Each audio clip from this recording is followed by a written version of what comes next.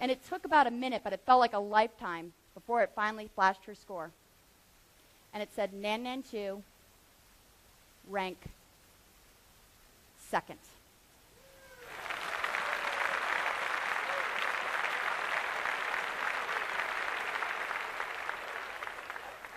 And that was the moment I knew that I had just won the Olympic Games. I spun around and poured water all over myself and didn't even realize that I was so ecstatic. And that evening, they invited us to a huge arena where we walked to the front of the room, and there stood an enormous podium.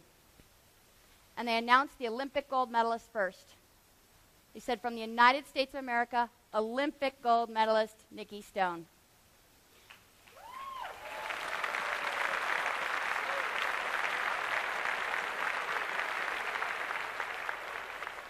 I stepped onto this podium, and I bowed my head as they took the medal and placed it around my neck. And I had chills up and down my entire body, and the hair on the back of my neck stood on end. And the other two girls received their medals, and just when I thought that I couldn't stand any more of the emotions building up, I looked over the thousands of people and saw 3 poles. And on the middle pole started to raise the American flag.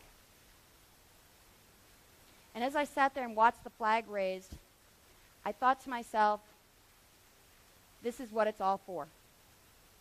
It's all for this moment. The anthem started to play, and I couldn't help but have the tears well up in my eyes. I listened to my national anthem. Now, a lot of people ask me, would you be happy with second or third?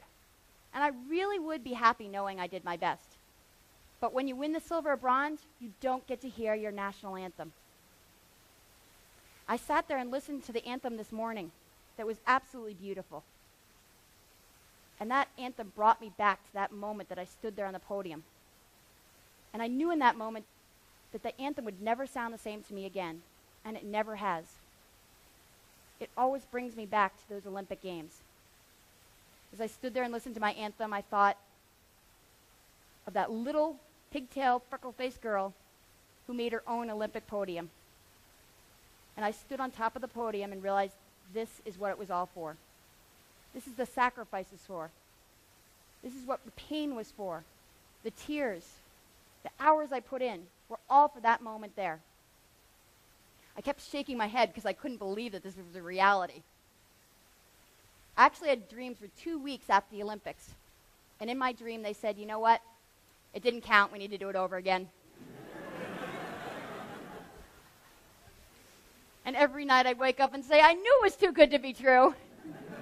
But I'd wake up and I'd put my hand under my pillow and pull out my Olympic gold medal.